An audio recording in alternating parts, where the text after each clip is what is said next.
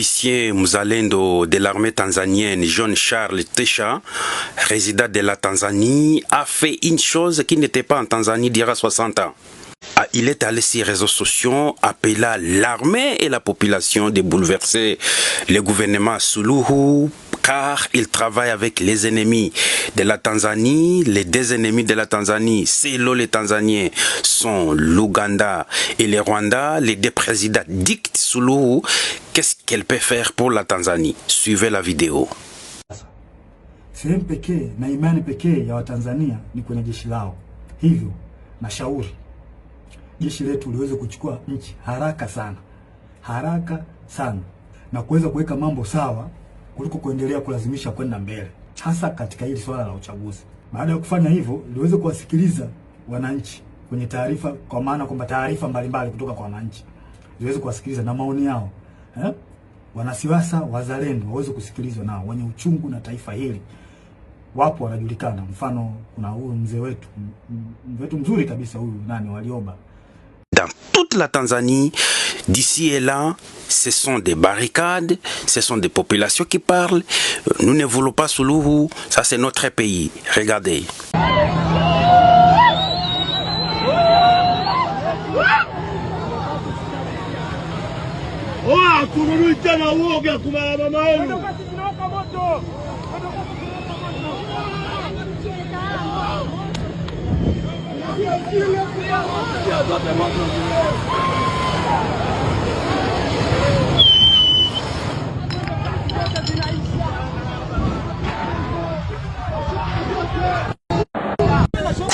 Ile inachoma moto ile.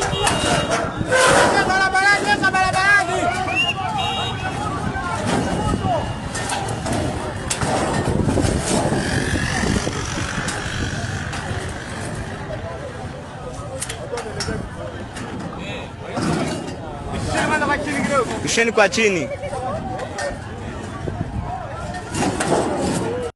Les Kenyans qui a montré la solidarité à la population tanzanienne, tous les Kenyans sont allés à la frontière pour voir comment ils peuvent traverser la frontière et aller en Tanzanie, montrer la solidarité à la population tanzanienne.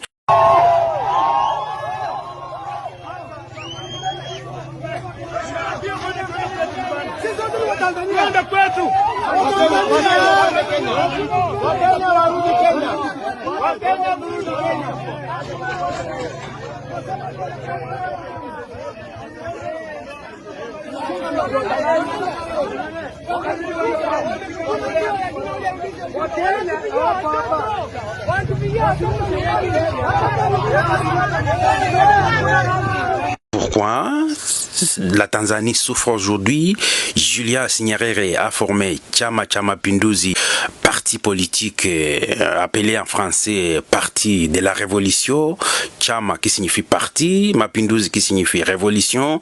Aujourd'hui qui est infiltré par les Tutsis. Chama cha Mapinduzi aujourd'hui qui est infiltré par les Tutsis qui cherchent à tout prix travailler avec les Tanzaniens et amener tout au Rwanda. Julius Kambarage Nyerere qui vient de la tribu Wazanaki. Wazanaki, ce sont des Tutsis burundais qui ont traversé et s'installé en Tanzanie, là où est venu le président Nyerere.